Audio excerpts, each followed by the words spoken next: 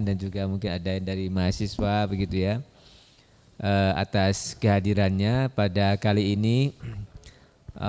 Kita akan mendengarkan ya pengenalan mengenai pusat perubahan iklim. Nah ini dari kepalanya sendiri ini Pak Joko Santoso Abisuroso ya.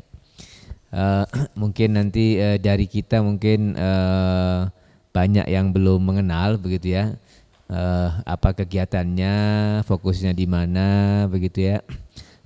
Dan juga mungkin sudah punya sejarah panjang begitu ya. Nah saya lihat juga ada juga kontribusi selain riset ada juga ke kebijakan kalau nggak salah ya.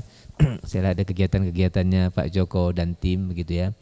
Nah mungkin tanpa berlama-lama begitu ya, nanti kita serahkan saja ke pengantinnya ini Pak Joko untuk memperkenalkan pusat perubahan iklim dan juga kegiatan-kegiatan. Dipersilakan Pak, silakan. Baik, terima kasih Pak Taufan. Bismillahirrahmanirrahim. Assalamualaikum warahmatullahi wabarakatuh. Selamat sore. Ini kita running lead sekitar 18 menit. Cukup banyak slide yang saya siapkan, tapi tentu saja saya akan fokus ke beberapa slide dan mungkin banyak gambarnya kan kalau perubahan iklim. Jadi yang hadir ini rupanya keluarga sendiri semua. selain pusat perubahan iklim ada SAPBK, ini teman-teman saya Pak Haryo, ada Mbak Reni, ini juga keluarga sendiri. Baik,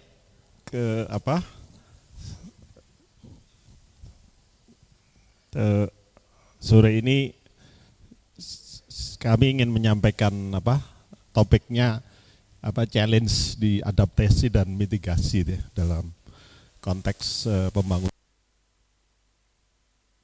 Sebelumnya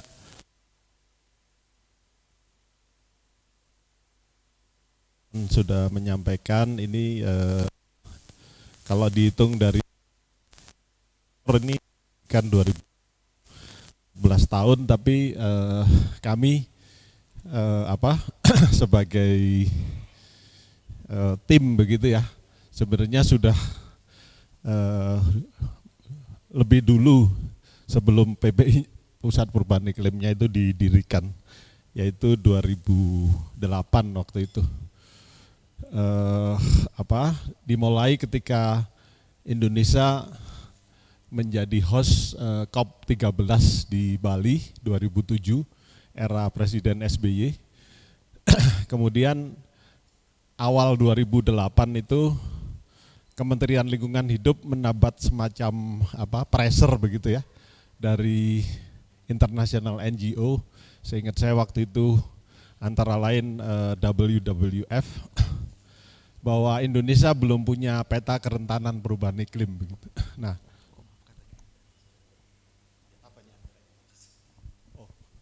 sini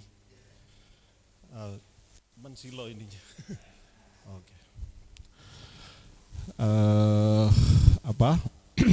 Ya, saya diminta Kementerian Lingkungan Hidup waktu itu menyusun metodologi pemetaan kerentanan perubahan iklim. Di situ kami mulai, kalau istilah Pak Tri, Pak Tri? Playgroup ya, kelompok bermain. Kita diawali dari kelompok bermain. Ini struktur yang sekarang hadir di sini, koordinator tim pakar ini Pak Tri, kemudian ada Pak Fitri, untuk di divisi ini yang hadir siapa? Mas Iqbal ya, Mas Iqbal dari Fisika Teknik, menangani teknologi mitigasi. Kemudian untuk science basis ini Kaprodi ITB ya, Pak Mas Rais. Mungkin saya percepat saja. Ini pakar tenaga ahli yang tergabung selama ini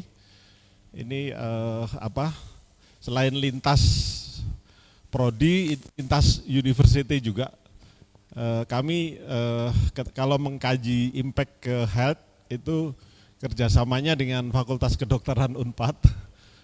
Saya bilang joknya ITB belum punya Fakultas Kedokteran. Kalau di sektor agriculture kita biasanya dengan Kementerian Pertanian dan atau BRIN ya sekarang.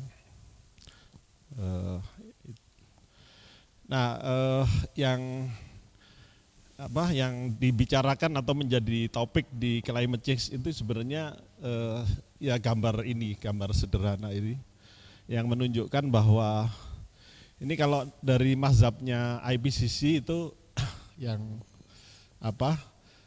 secara rutin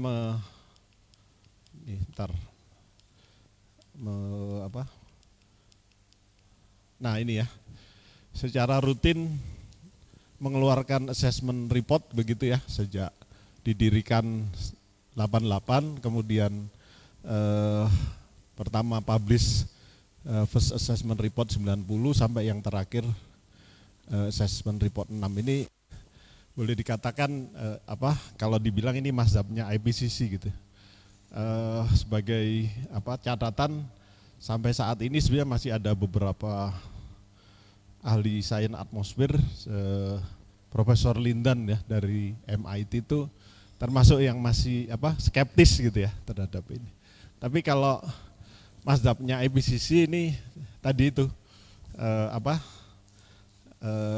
dibanding era pra-industri sudah naik suhu permukaan bumi secara rata-rata 1,1 begitu ya.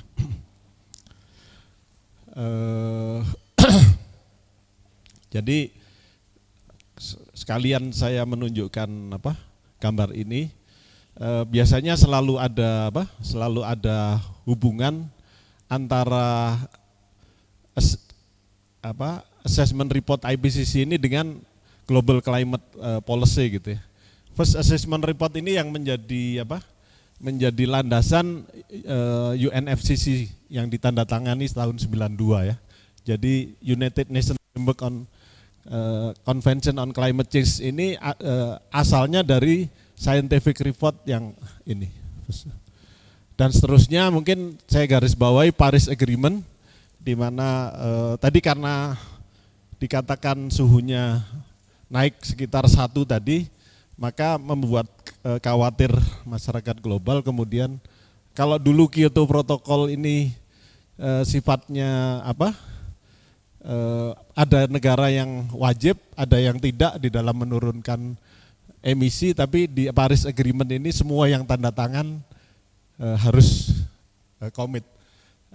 Indonesia dulu masuk non-anek, tidak wajib, tapi karena tanda tangan maka sekarang wajib. Itu contohnya seperti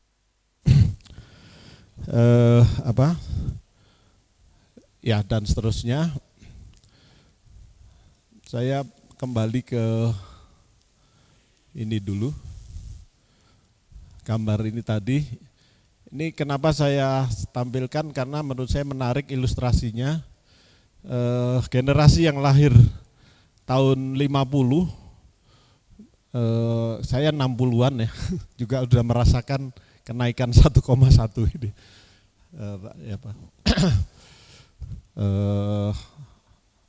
Tahun lalu saya yang tinggal di Bandung Atas harus menyerah masang AC karena cucu saya nggak bisa tidur.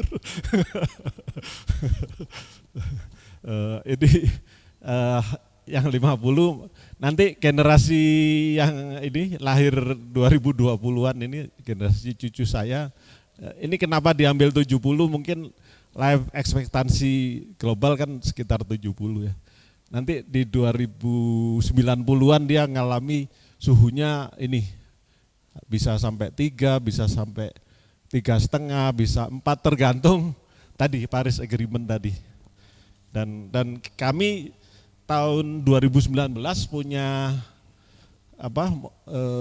multi years riset multi-use, multi-countries, fundingnya dari Kementerian Lingkungan Jerman, mencoba melihat bagaimana implementasi janji-janji di NDC itu apakah betul-betul bisa dilaksanakan apa tidak.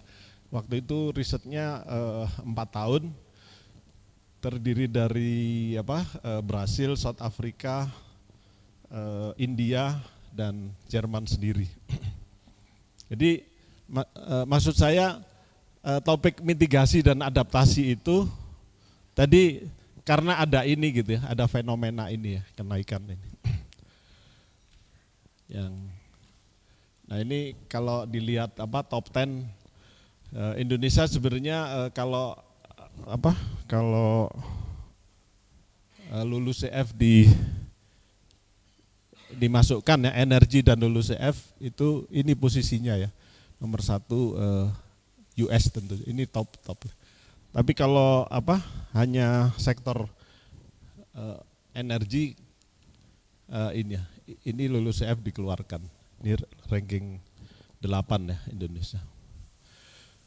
Sebenarnya ini untuk menggarisbawahi bahwa di dalam isu climate change ini terutama di global itu ada yang disebut isu injustice, climate injustice, ketidakadilan. Jadi sebenarnya harusnya who contributed the least, di mana umumnya malah kena dampaknya paling signifikan itu tidak punya funding untuk adaptasi tadi ya. Nanti di dalam refleksi di slide terakhir saya tunjukkan ini ilustrasi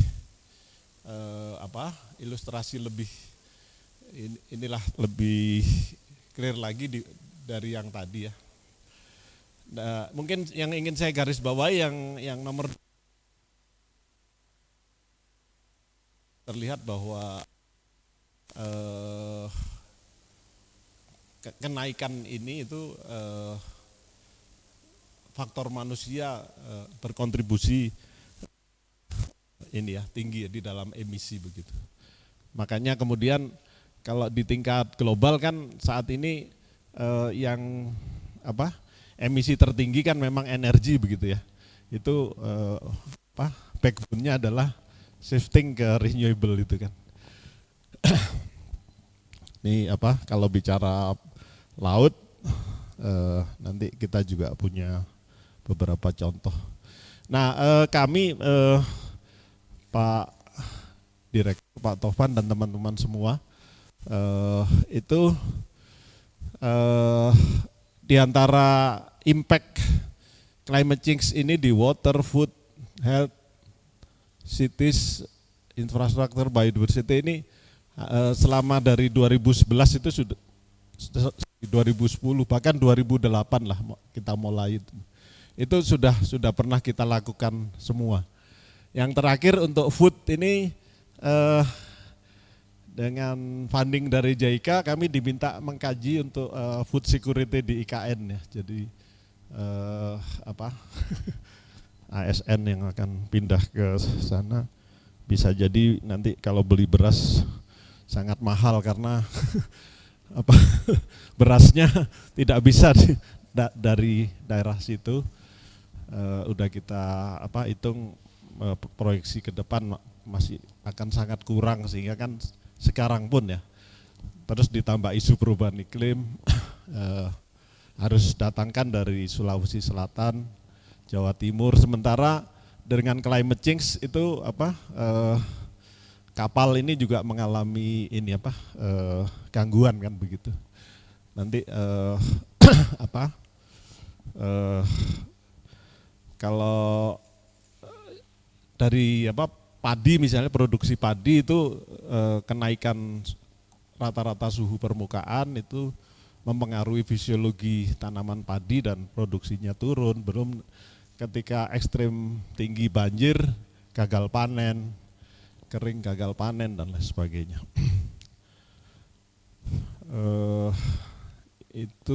Nah ini karena mitigasi dan adaptasi tadi saya ini hanya sekedar merefresh bahwa adaptasi itu penyesuaian intinya dan mitigasi itu pengurangan emisi. Jadi berbeda dengan mitigasi di di bencana ya, di bencana. Ini climate change mitigation seperti ini. Ya ini pengalaman-pengalaman kami selama ini ya. Ini yang terbaru apply koneksi ini maksudnya ini baru ini ya, baru dalam bentuk proposal ini ya sebenarnya yang ini. Ini tadi Pak Taufan nanya topiknya Integrated Sustainable Mangrove Carbon Aquaculture System yang masuk pada next step ya setelah expression. Kalau nggak salah batasnya tanggal 13 ya Pak ya, ininya 13 September ini papernya. Di antara berbagai sektor ini yang terbaru termasuk ini Pak Taufan di energi ya. Biasanya teman-teman energi ini kan bicaranya mitigasi tadi. Mulai 2 tahun ini mulai merasa terdampak. Kami diminta mengkaji oleh Pertamina, oleh PLN juga ya. Dampak climate change ke bisnis mereka. Nanti saya indikan hasil-hasilnya. Ya, ini tadi research Senapvi ini yang saya maksud tadi diantaranya energy governance tadi. Yang ingin saya garis bawahi di slide ini hanya ini tantangan ITB ke depan. Saya pikir dari sisi sains dan teknologi itu ke arah aksi baik mitigasi dan adaptasi. Jadi kami selama ini bobotnya masih banyak membantu tadi policy ya, integrasi di tingkat lokal juga ada, nanti saya juga sampaikan kegiatan kita yang udah sampai ke aksi. Ini yang jadi kebijakan, ini yang waktu itu saya sempat komunikasi dengan Pak Taufan pas sedang ada pertemuan dengan Pak Dirjen ini yang terakhir ini Juknis. Ini hasil akumulasi kegiatan kita ini menjadi Permen LHK. Ini paper-paper yang publish. Ini sebenarnya ada yang 2023 belum ini ya, belum masuk. Nah, ini Senapvi ini fundingnya dari Kementerian Lingkungan Jerman waktu itu 400.000 euro yang ke kita ya. Multi countries ini hasilnya dan salah satunya sudah publish. Ini yang segera ya, artinya ini yang sedang submit, mudah-mudahan ya segera publish. Nah, ini mungkin salah satu poin yang ingin saya sampaikan pada kesempatan ini, bahwa kita 2010 itu ITB sudah membentuk pusat perubahan iklim jauh hari sekarang isu climate change itu sudah menjadi day to day life gitu ya, sehingga makanya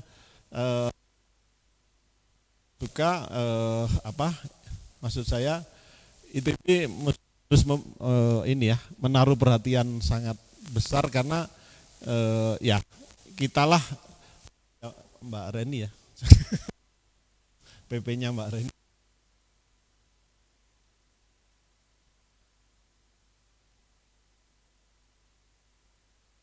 Title climate change ya kita kan gitu. Jadi di sini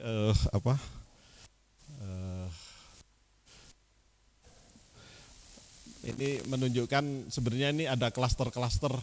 Kalau bicara energi ya ada kita bermitra juga dengan pusat kebijakan energi. 2021 ketika masih pandemi misalnya kita diminta masukan terhadap draft RUU EBT gitu ya, misalnya kami koordinasikan juga dengan mungkin ada tadi impact ke air ya, ini ada prodi sumber daya air. Jadi ITB punya istilah saya itu luxury di dalam dealing address climate change issues ini, dari hulu sampai hilir kita punya punya kapasitas begitu ya.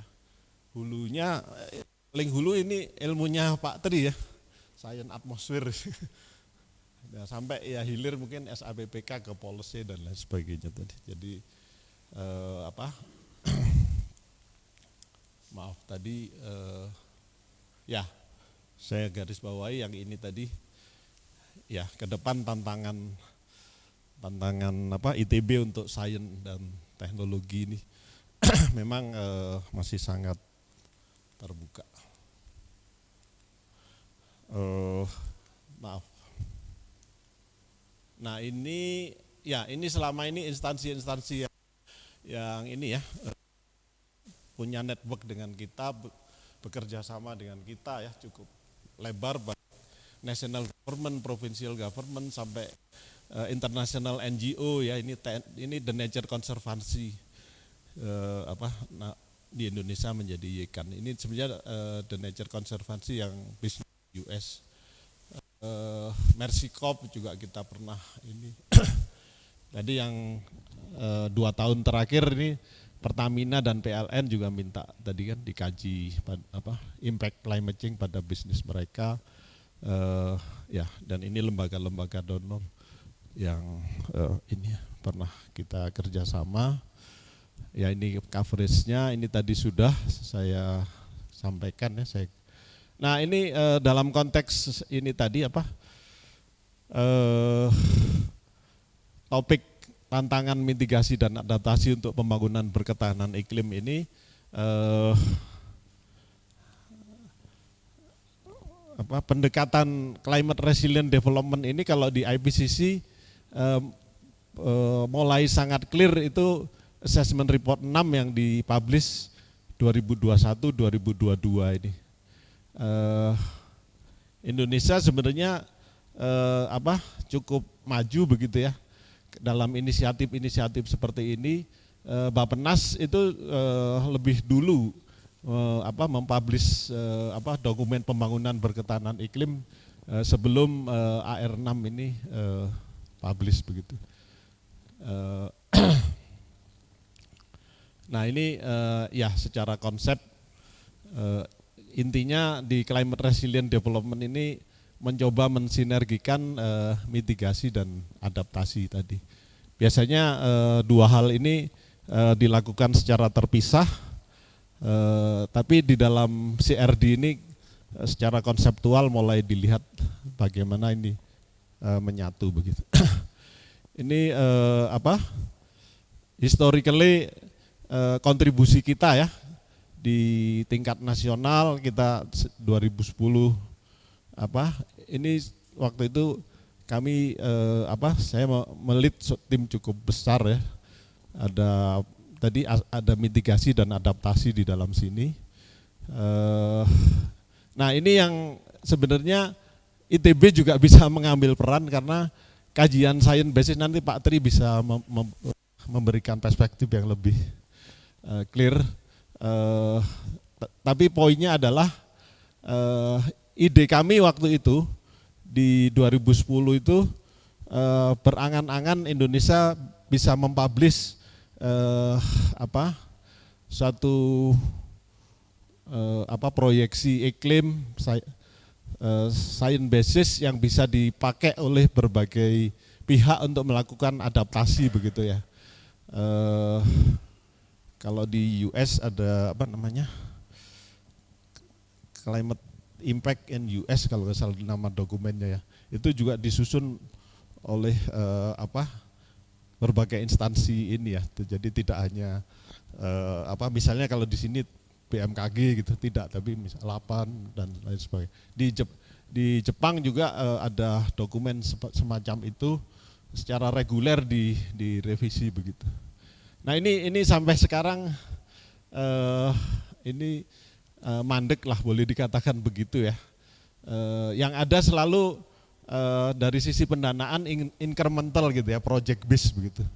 Ini termasuk potensi. Ini kan waktu itu saya diminta bicara di FGB kalau sebenarnya kita bisa mendorong ini ya ke tingkat nasional agar ke depan kita punya tadi ada satu acuan proyeksi iklim yang bisa dipakai untuk sektor provinsi, kabupaten, kota untuk beradaptasi di perubahan iklim.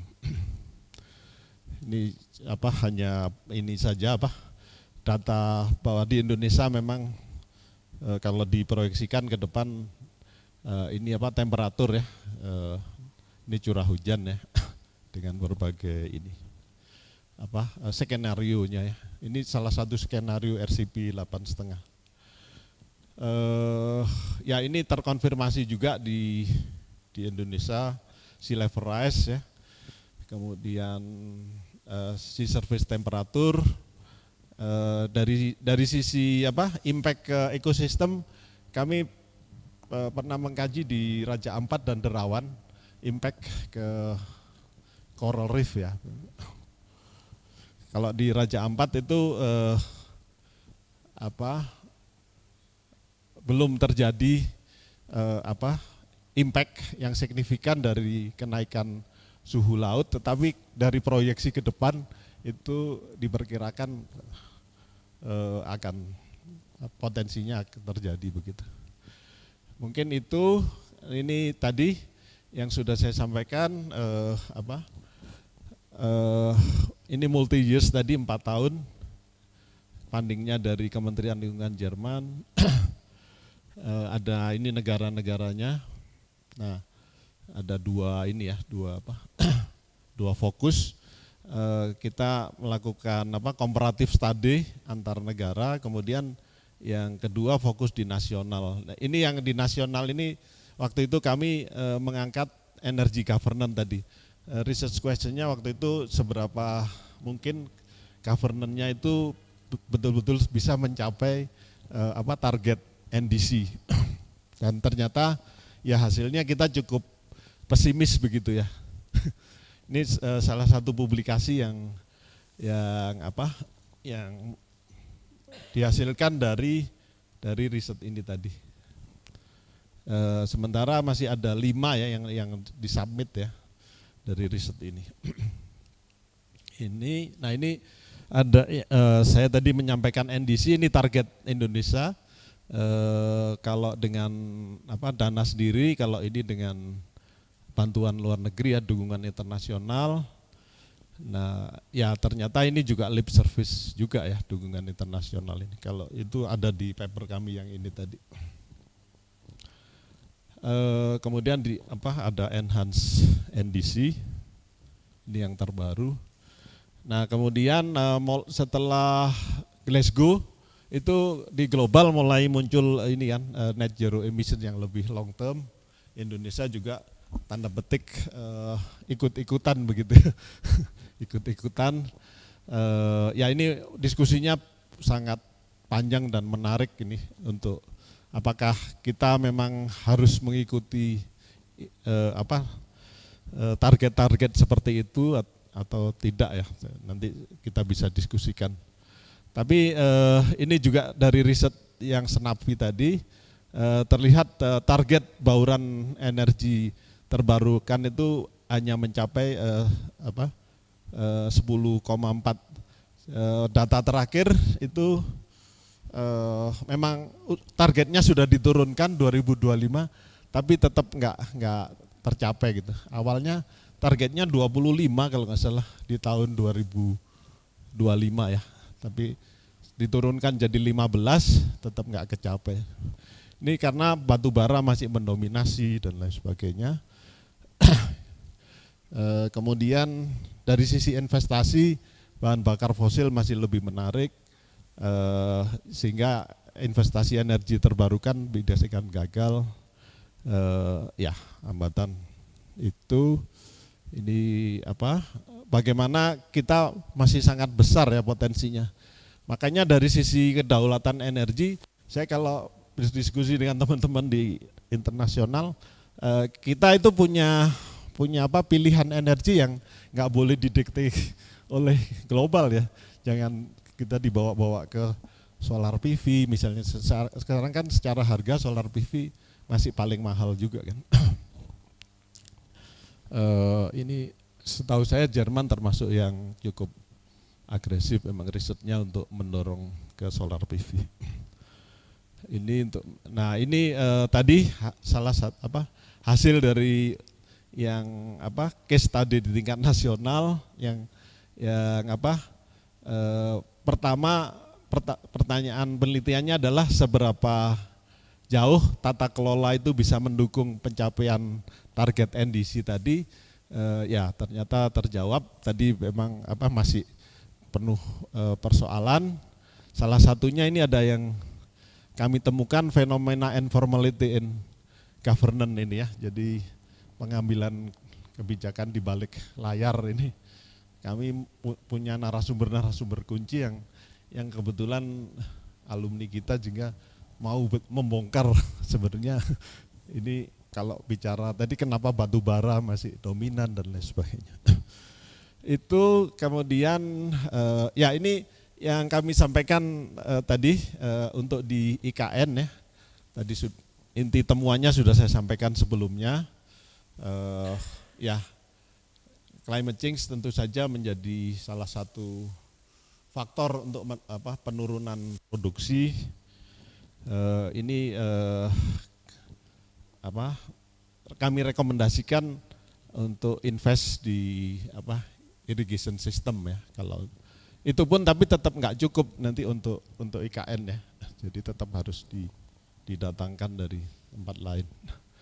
Ini yang di sektor air ya pokoknya ini juga kami pernah mengkaji di perikanan tangkap. Ini menunjukkan fishing ground itu dinamik. Ini juga ada tantangan di sini, ini juga teknologi lagi ya tantangannya. Nelayan dulu bisa by feeling, oh ini bulan ini saya melaut ke arah sana dapat ikan, sekarang sudah nggak bisa lagi, uncertainty-nya. Ini yang di kesehatan, ini paper-papernya yang publish. Ini dengue high fever itu terkonfirmasi bahwa kalau local climate langsung ke dengue itu negatif, tapi kalau ditambah dengan mosquito abundance ini baru korelasinya positif memang.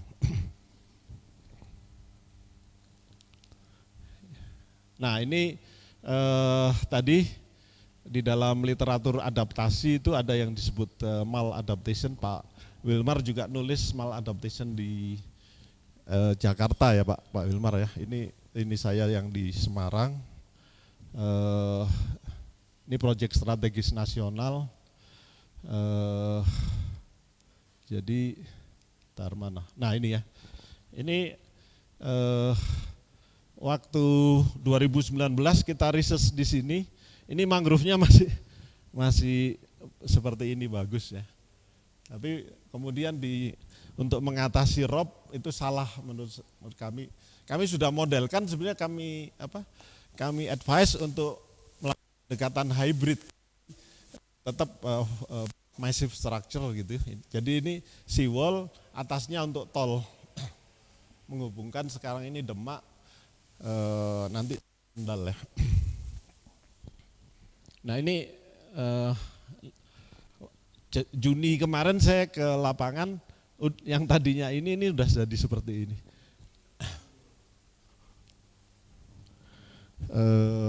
Ya ini sebenarnya advokasi kita sudah sampai ke high level kabinet segala, tapi Pak Menteri PU bilang wis kadung ini katanya. Padahal kami sebelumnya sudah sempat. Tapi saat Juni kemarin saya bicara dengan teman-teman di Pemkot Semarang,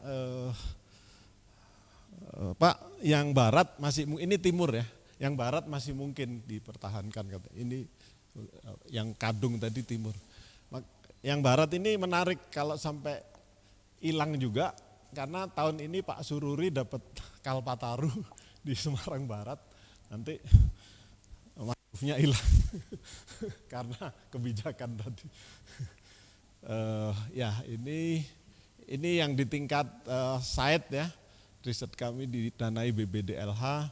Ini papernya balik dari reviewer minor ya, mudah-mudahan ini segera publish. Q1 juga, jadi di Pondok Bali ini dua desa ini akan hilang kalau tidak dilakukan apa-apa ya. Saat ini Mas, ini yang gagal ya, yang gagal PU KKP ini melakukan pendekatan struktur, gagal ini PU pakai kantong-kantong diisi pasir ini gagal, ini batu ditata ini juga gagal. Nah sekarang ini CSR ya, CSR-nya Pertamina ini membuat dari ban pada saat ini dipasang tahun Maret 2023, saya kesini lagi Desember itu sudah mulai itu ada demand yang bisa di capture. Ini menarik multi stakeholder di sini dari national, province, lokal sampai NGO, ini ada Wanadri dan sebagainya. Itu sangat harap ada satu semacam master plan yang bisa dipakai secara bersama untuk melakukan ini. Karena selama ini untuk mengatasi ini karena sifatnya hanya reaktif sesaat, cukup banyak orang datang nanam mangrove, ya habis itu hilang. Saya sendiri menyaksikan Desember 2022, sore-sore ditanam, paginya sudah hilang. Makanya itu. Nah ini yang kami juga melakukan inisiasi di Blue Carbon. Ini masa depan ya, menurut saya salah satu komponen di Blue Economy juga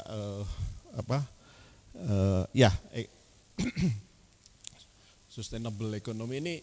Saya berangkat dari tadi keprihatinan bahwa selama ini mangrove itu sedemikian mudahnya dikonversi. Nah kalau dengan sekarang punya harga kan mestinya ada jalan tengah tadi gitu ya. Ini secara keilmuan ini masih belum berkembang. Makanya kami akan salah satunya akan masuk fokus ke sini. Kemarin baru satu kali ya mengadakan workshop, tapi ke depan saya belum lama juga diundang oleh OJK. Nah ini yang tadi saya sampaikan impact di sektor energi ini Balongan itu Pertaminanya aman dibuat seawall, tetapi ternyata abrasinya pindah ke tempat masyarakat. Makanya saya bilang ke teman-teman Pertamina itu kalau rankingnya dapat biru ya itunya. Program itu yang dari KLH itu dapat penghargaan kan. Saya bilang ini kalau saya laporkan ke KLH kan nilainya Pertamina turun. Karena mereka aman usahanya ini tadi ya.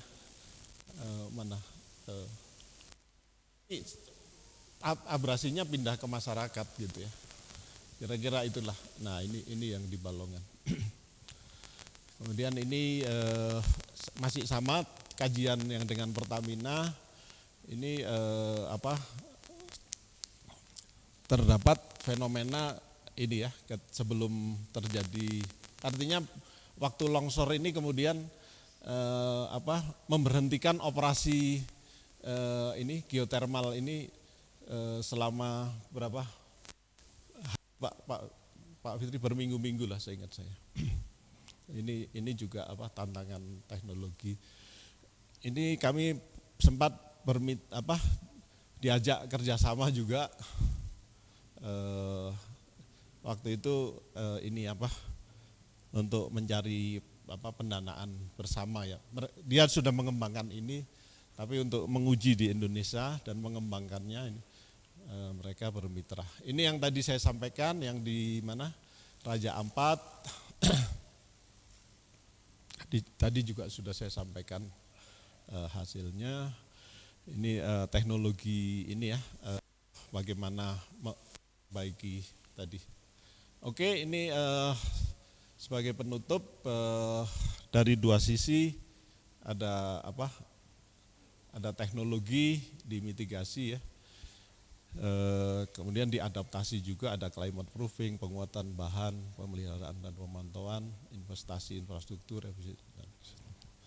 Nah ini kalau di mitigasi ini sekali lagi ITB bisa berperan ke depan. Adopsi teknologi rendah emisi masih tertinggal di sebagian negara berkembang.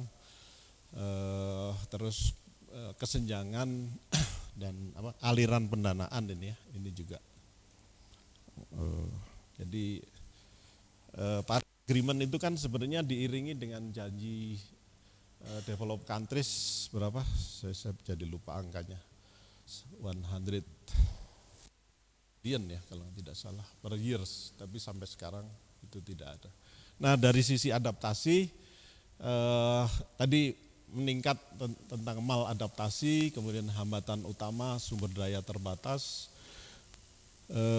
dampak buruk iklim dapat mengurangi ketersediaan sumber daya keuangan dan seterusnya. Ini apa yang saya indikan tantangan. Itu yang bisa saya sampaikan.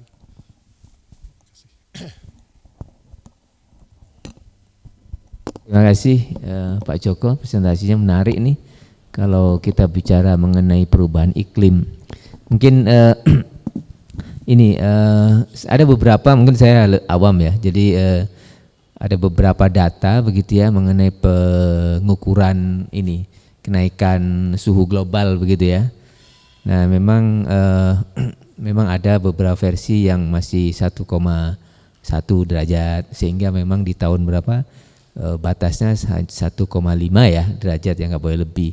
Tapi ada pengukuran data lain, saya nggak tahu dasarnya apa yang membuat itu berbeda, bahwa saat ini sudah mendekati 2 derajat begitu ya. Jadi mungkin ini mungkin kira-kira itu apa yang standar pengukurannya di mana gitu ya, mengukur itu gitu. Kemudian yang kedua mengenai ini, mengenai kadang kalau kita lihat perubahan iklim itu kan dihubungkan dengan emisi karbon ya, kemudian dikaitkan dengan CO2 biasanya ya, selalu kan CO2 gitu ya. Nah juga ada pendapat ya bahwa dengan emisi CO2 yang saat ini, kemudian kemampuan dari plantation begitu ya, vegetation yang ada itu kan kemampuan serapnya itu jauh masih melebihi. Nah ini ada pendapat ini bisa saja ya, jauh melebihi mengenai karbon dioksida, jauh melebihi, masih mampu begitu ya menampung emisi dari CO2 yang sekarang ya, termasuk juga algae di lautan dan sebagainya begitu ya. Itu, dan apalagi kan CO2 kan lebih berat dari udara, sehingga dia pasti akan ke bawah, dan itu membantu juga proses penyerapannya. Dan kenapa saya coba angkat itu, karena di dalam pemanasan global itu kan ada salah satunya itu methane gitu ya Pak ya. Methane itu nggak ada yang nyerap itu.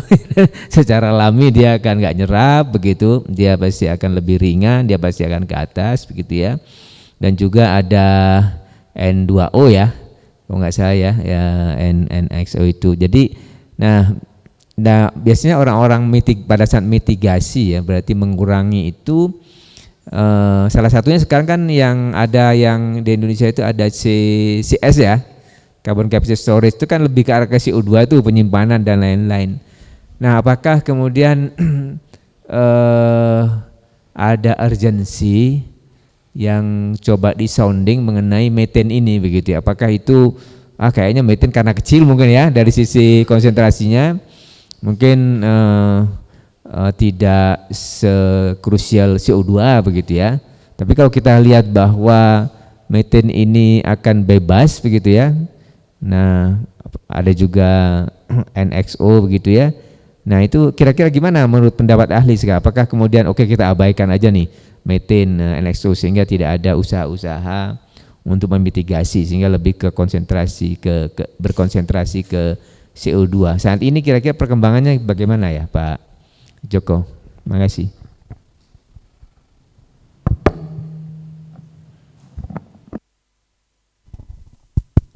Ya, nanti mungkin bisa ditambahkan teman-teman yang lain ya, Pak, terutama Pak Tri ya.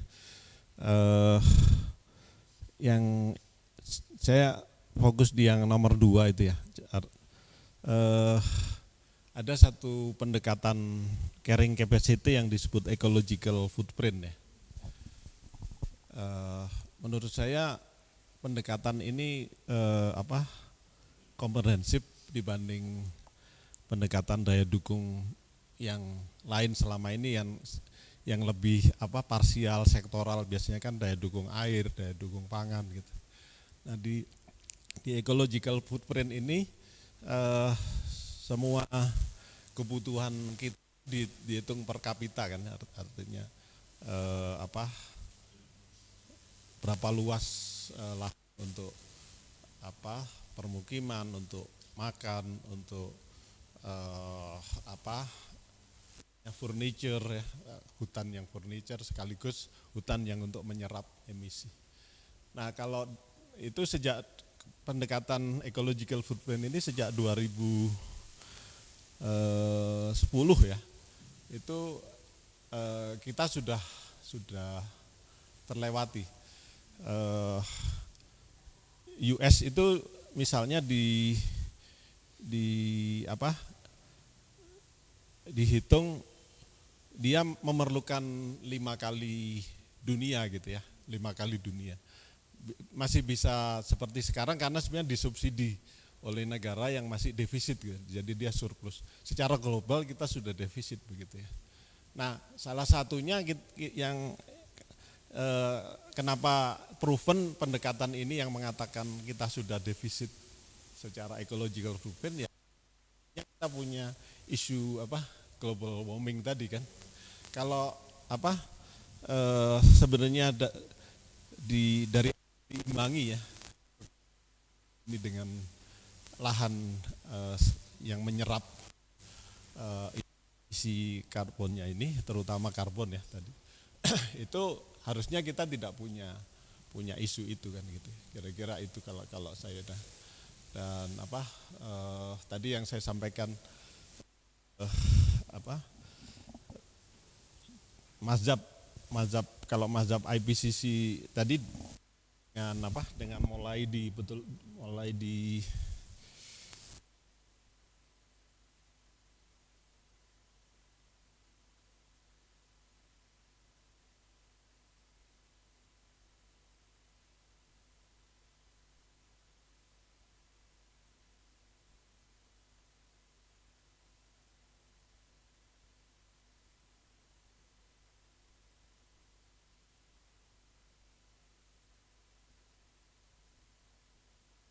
ini kan secara berkala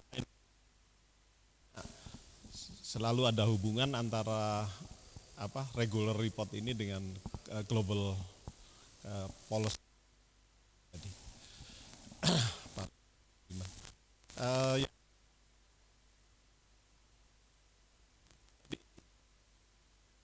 Orang mulai long term strategi net zero emission tadi itu sebenarnya yang berbasis di Paris itu International Energy Agency ya, itu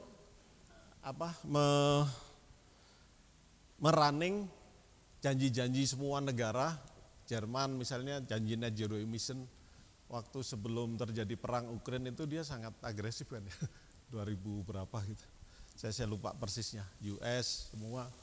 Nah itu kalau di running itu memang bisa bertahan di kan yang below to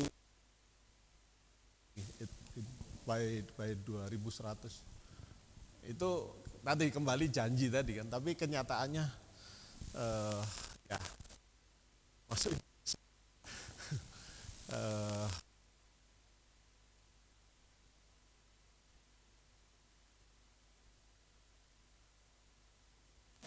mungkin saya fokuskan yang di nomor 2 ya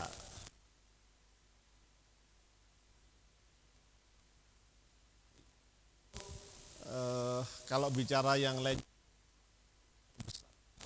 hutan kita kan sama itu kan, ya relatif sudah berhasil dikurangi termasuk.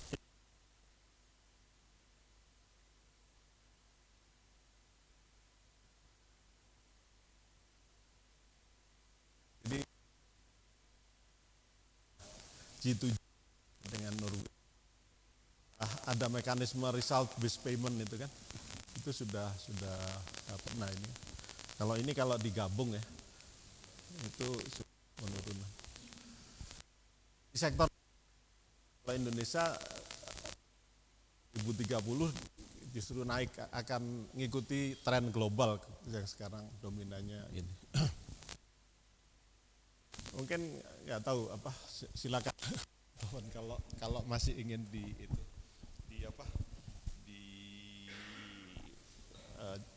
ini ulang ya, masih ingin diperdebatkan ulang, nanti silakan. Tapi Pak Tri, yang masalah metan, CO2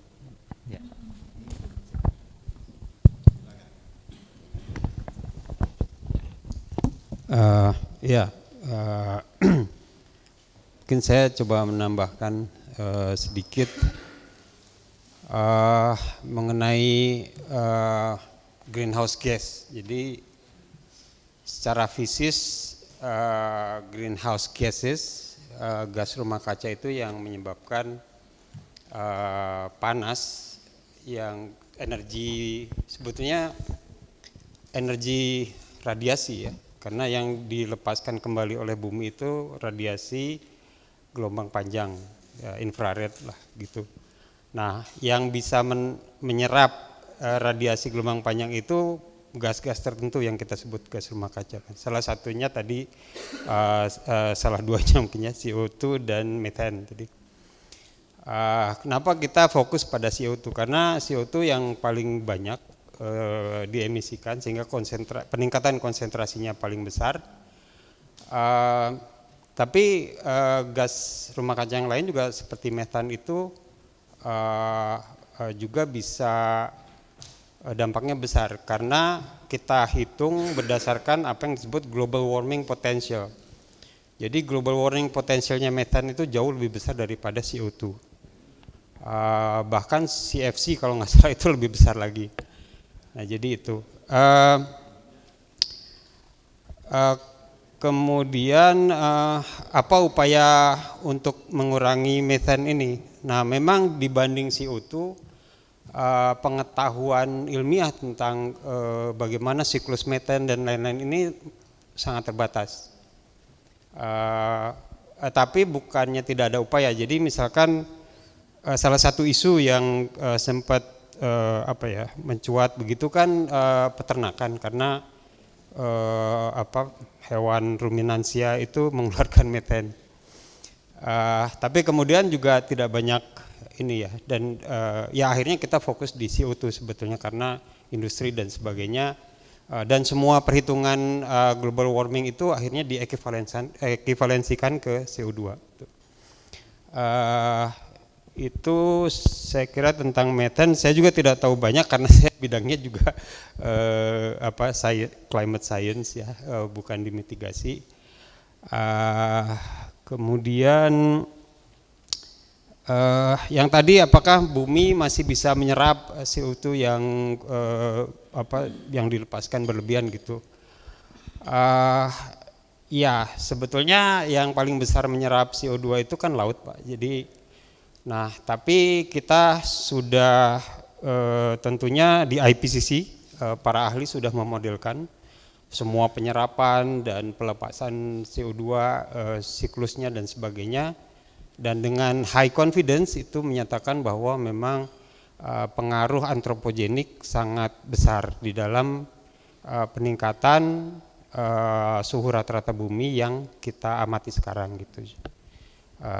Kurang lebih itu mungkin yang bisa saya tambahkan.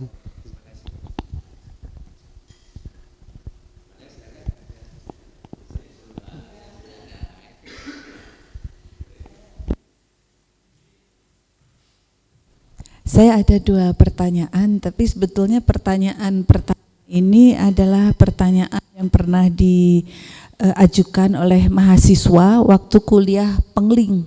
Nah, kuliah Pengling itu ada pembahasan tentang global warming dan saya nggak bisa jawab Pak Joko. Jadi sebetulnya kalau pemanasan global itu ada penipisan lapisan ozon menyebabkan kenaikan temperatur. Kemudian ada gas rumah kaca. Nah, pertanyaannya dari kan dua ini berbeda, fenomenanya berbeda dan tidak kalau menurut akhirnya kita sama-sama baca gitu dengan mahasiswanya nggak terlalu banyak related. Nah, kalau dibandingkan sebetulnya yang berkontribusi terhadap kenaikan temperatur bumi itu fenomena yang mana yang lebih berperan gitu. Jadi antara penipisan lapisan ozon itu yang pertama. Nah, yang kedua ini terkait dengan penyakit. Kalau energi itu ada energi baru dan terbarukan. Penyakit juga ada, namanya emerging dan re-emerging. Kalau emerging itu penyakit yang baru, betul-betul baru seperti HIV, SARS-CoV gitu ya, yang sebetulnya tidak pernah ada. Kalau yang re-emerging itu influenza yang dulu tidak pernah ada, sekarang ada. Nah, salah satu efek dari global warming terhadap penyakit ini adalah sama sebetulnya dengan efek terhadap lain, yaitu ketidakjelasan. Kalau dulu kita bisa melihat outbreak itu jelas ya, oh sekarang musimnya denggi, sebentar lagi musim ini. Kalau sekarang denggi sepanjang masa. Jadi kan dulu ada musim biasanya kalau musim panas nanti pancaroba penyakitnya itu denggi. Nah, tapi dengan berjalannya waktu denggi ini juga berubah sehingga denggi tidak ada hubungannya lagi dengan musim. Kemudian kalau kami ada di orang mikrobiologi, variannya juga berubah. Seperti tadi salah satu contohnya adalah mosquito. Nah, perubahan perilaku dari mikroorganisme terutama yang patogen ini sangat di-trigger oleh kondisi sekitarnya yang kita sebut cekaman. Nah, kalau bicara cekaman, nah jadi kita itu di mikrobiologi pengen melihat ya dari epigenetik misalnya ya. Jadi cekaman-cekaman yang menyebabkan perubahan mikroorganisme ini dari genetiknya. Dari semua penyebab kenaikan, sebetulnya untuk Indonesia aja, yang paling tinggi itu kegiatan apa? Apakah seperti misalnya kita diminta untuk mengurangi makan tadi ya, misalnya ternak, kemudian transportasi, kemudian ada energi baru terbarukan. Nah, kalau kita ingin ke depan gitu ya, mencegah terjadinya mutasi atau munculnya penyakit-penyakit baru dengan mengantisipasi sebetulnya faktor tertinggi cekaman terhadap ini tuh kegiatan ini gitu loh. Khusus untuk Indonesia, misalnya data Indonesia ada enggak yang tertinggi itu kegiatan apa? Ya dengan demikian kita bisa memfokuskan, mentargetkan misalnya epigenetik ini nanti kita fokus pada ini dulu lah gitu ya, sehingga tidak muncul lah misalnya amit-amit ini baru gitu ya, penyakit-penyakit baru. Itu dua itu Pak Joko, terima kasih. Makasih Mbak Reni. Saya jawab yang pertama, nanti yang kedua biar Pak Fitri ya. Pak Fitri ini yang menekuni.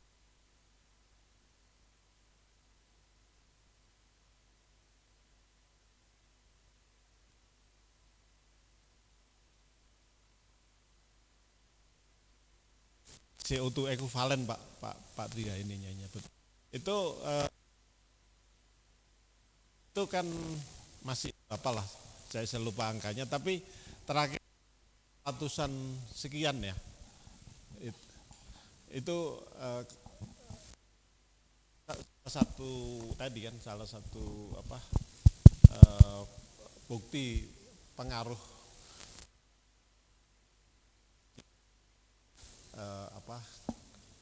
global warming ya. Kalau di di report-reportnya IPCC seperti itu. Ya, kalau ya ozon punya pengetahuan memang nggak tahu. Pak Tri ada yang mau ditambahkan kalau sebelum? Ya, mungkin kalau yang ditanya oleh mahasiswa itu lebih ke mekanisme mungkin ya. Mekanismenya memang sangat berbeda. Jadi kalau lapisan ozon kan perannya itu menyerap energi radiasi matahari pada pita UV, ultraviolet. Jadi itu energi, kan kalau energi radiasi makin tinggi frekuensinya makin tinggi energinya gitu. Jadi itu kita perlukan ozon itu kan untuk memfilter. Jadi kalau tidak kan bahaya kanker dan kanker kulit dan sebagainya, dampaknya sangat ini. Nah, mengenai efek pemanasannya, sebetulnya kalau lubang ozon itu kan itu di kutub ya, lubang ozon itu. Jadi ya dampaknya hanya daerah sekitar kutub. Tapi itu penting juga karena kutub itu kan ibaratnya stabilizer gitu kan. Jadi iklim itu distabilkan oleh adanya es di kutub, kita sebut kriosfer ya, lapisan es yang ada di permukaan bumi gitu. Nah, tapi yang memang secara mekanisme yang paling dominan dalam menyebabkan global warming itu adalah penyerapan radiasi gelombang panjang. Jadi kan matahari pada siang hari itu memancarkan radiasi kemudian memanaskan permukaan bumi. Ya, terutama permukaan bumi makin banyak menyerap radiasi matahari itu makin panas dan dia akan melepaskan kembali terutama permukaan-permukaan yang tanah gitu ya, karena kalau tanaman kan dia menggunakannya untuk fotosintesis ya Bu ya. Nah jadi yang dilepaskan sedikit kalau permukaannya itu tanaman gitu, tapi kalau permukaannya konkret, beton-beton, aspal itu langsung dilepaskan lagi gitu. Jadi yang disimpan itu sedikit. Nah, jadi mekanisme itu yang dominan karena ketika energi gelombang panjang itu dilepaskan, kemudian gas rumah kaca tadi menyerap ya CO2, metan dan beberapa gas lain itu menyerap energi radiasi itu dan menahan. Jadi karena kalau tidak diserap kan langsung ke angkasa luar kembali lagi gitu. Nah tapi gas rumah kaca ini sebetulnya penting untuk kehidupan karena kalau tidak kan seperti Mars dan planet-planet lain gitu, beberapa planet Merkurius misalkan gitu yang nggak punya atmosfer ya dia bolak-balik aja energinya kan gitu. Jadi pada malam itu dingin sekali, siang panas gitu. Jadi seperti itu. Jadi kalau dari mekanisme itu yang dominan berdampak kepada global warming itu yang gas rumah kaca Bu. Jadi karena menyerap energi radiasi gelombang panjang. Mungkin itu yang bisa saya tambahkan. Oke, terima kasih. Makasih atas pertanyaan Bu Reni. Cukup ini menggelitik dan intinya gini, di dalam assessment atau kajian adaptasi perubahan iklim itu kenal tadi oleh Prof. Joko, risiko adalah hazard dan dengan kerentanan ya. Nah, hazard itu umumnya adalah faktor-faktor yang terkait dengan iklim. Nah, dalam konteks penyakit tular pada manusia, dalam hal ini kalau dengue itu berarti tular vektor ya, melalui vektor nyamuk, maka yang dikenai faktor iklim adalah nyamuknya itu sendiri. Nah, faktor nyamuk mungkin Bu Reni kenal. Jadi faktor-faktor yang terkait dengan iklim, bahwa kalau suhu meningkat pada level tertentu dia akan meningkatkan itu ya metabolisme dan sebagainya, sehingga siklus nyamuk dari mulai telur larva sampai nyamuknya itu sendiri akan lebih cepat itu ya. Nah, itu juga ada medium air itu kan. Nah, tular vektor seperti dengue itu akan berbeda dengan malaria seperti itu ya. Nah, Jadi faktor-faktor itulah yang mengaruhi kondisi nyamuk sendiri.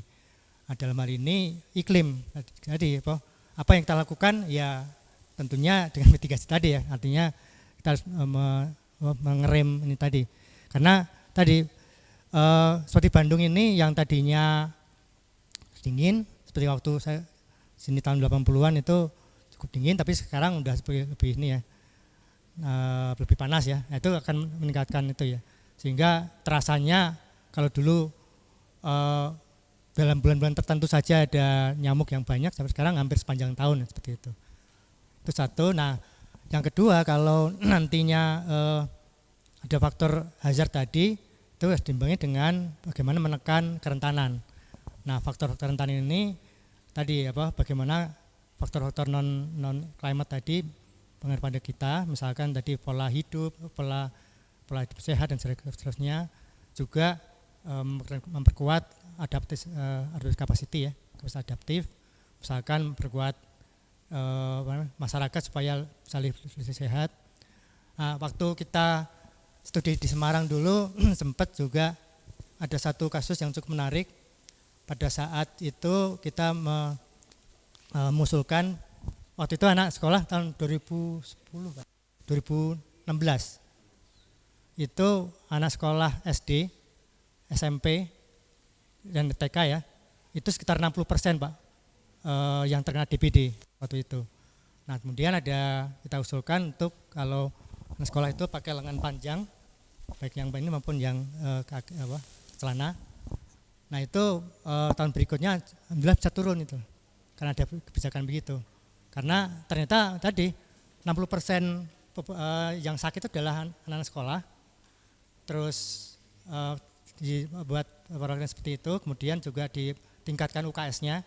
UKS-nya sendiri juga mereka di-trigger supaya bisa memantau tempat-tempat air ya, seperti kamar mandi dan sebagainya itu. Dan itu dilakukan intensif gitu loh. Dan itu cukup berhasil. Nah, itu mungkin perlu kita segera harusnya ya. Cuma usaha seperti itu mungkin waktu itu mungkin juga belum influencer barangkali ya, jadi yang kita perlu membuat seperti itu ya. Mungkin disitulah mungkin komunikasi kita dengan masyarakat perlu kita dengar juga.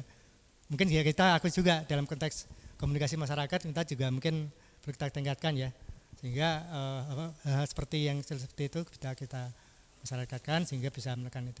Itu yang sedang kita lakukan saat ini. Kemudian kita bersama dengan Kemenkes dan UNICEF untuk membuat training mengenai bagaimana Dinas Kesehatan dan Puskesmas itu membuat rencana aksi adaptasi. Nah, salah satunya kita coba men-trigger tadi, salah satunya adalah bagaimana sekolah itu juga dilibatkan juga dalam konteks itu. Gitu Pak, terima kasih.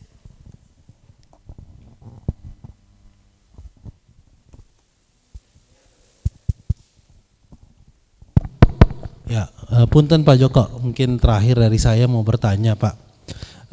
Salah satu hal yang penting terkait dekarbonisasi itu kan sebenarnya juga terkait pengukuran emisi karbon yang akurat dan presisi. Jadi tadi misalkan perhitungan emisi Indonesia misalkan yang sekian jumlah emisi atau ekivalen dengan jumlah CO2-nya itu apakah sudah diukur atau disimulasikan secara akurat dan presisi. Kalau saat ini Pak, kira-kira di Indonesia saya belum terbayang apakah pengukurannya itu seperti pengukuran air quality index yang ada partikulat meter dan lain sebagainya. Itu kan sebenarnya bergantung juga kepada konsentrasi dan distribusi station pengukurannya. Nah, itu kalau di Indonesia itu kita statusnya seperti apa Pak? Apakah sudah terdistribusi secara merata dan lain sebagainya? Dan di ITB kita sendiri apakah ada itu Pak? Apa namanya untuk mengukur emisi CO2-nya itu? Makasih Pak. Ya, bisa ditambahkan teman-teman. Kalau saya gini, saya nggak tahu ininya ya, nggak tahu technically ininya ya apa pengukuran emisi. Tapi gini, ada protokol-protokol yang tadi saya cerita itu ketika apa G2G dengan Norway tadi kan basisnya NDC kita itu kan selalu dua hal ini kan mana tadi antara apa ini selalu skenario ini dengan our funding ini kalau dengan international spot gitu ya. Nah, yang Norway tadi itu masuk ke sektor kehutanan kan. Nah itu untuk bisa dapat payment seperti sekarang cukup sangat besar kan ya dari Norway. Itu betul-betul ini ya, betul-betul standarnya pasti karena nama ininya kan result based payment kan. Jadi pembayarannya berdasarkan memang hasilnya sudah terverified lah gitu, kira-kira gitu. Tapi technically saya itu memang di sektor kehutanan ya. Nah yang di energi ini ya itu barangkali yang juga menjadi mungkin itu yang bisa. Ya, makasih. Ya.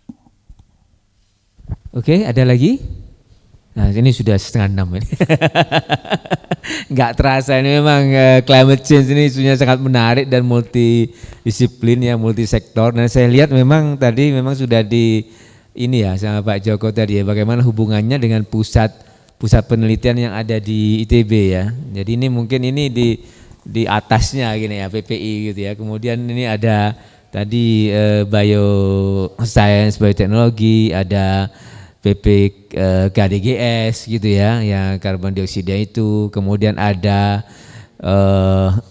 pusat transportasi, teknologi transportasi berkelanjutan, ya ada PPEBT ya begitu. Saya pikir ini sangat multidisiplin ya. Dan saya lihat tadi saya bilang ke Pak GP ini, Pak GP tadi kalau lihat ada input-input, ada policy juga ya, kebijakan juga, dan ini sangat berkaitan juga dengan program pusat unggulan antar PT kita yang sekarang, Pak. Jadi memang kebetulan memang kan saat tahun ini masih lebih banyak ke alat ya, jadi program cuma sedikit. Nah mungkin tahun depan ini kita akan coba melibatkan banyak sekali ya P dan PP. Memang koordinatornya memang ada di PPEBT dan PPKDS, tapi memang kita akan coba nanti program-programnya terutama kalau memang nanti ada indikasi bahwa akan berlanjut ke tahun depan ya, kita akan coba kumpulkan semua yang berhubungan dengan climate change, kemudian kita bikin program yang terintegrasi begitu ya Pak ya. Nah ini sangat menarik ini. Pak terima kasih ini Pak Joko dan tim atas pencerahannya begitu ya, dan juga pengenalan atas kegiatan-kegiatan dari Pusat Perubahan Iklim, dan ternyata mungkin termasuk salah satu yang paling lama ya dibanding pusat-pusat yang lain ya. Mungkin satu lagi yang kemarin ya, yang terakhir itu juga termasuk lama juga, ini 2010 begitu ya ininya gitu mulai berdirinya. Baik, terima kasih, mudah-mudahan sukses dengan program-programnya Pak Joko dan tim dari PPI, dan mudah-mudahan makin berkembang ya ke depan begitu ya. Oke, terima kasih atas kesediaannya presentasi pada hari ini, sharing dengan kita semua, dan juga teman-teman rekan-rekan yang hadir begitu ya. Wassalamualaikum warahmatullahi wabarakatuh. Terima kasih.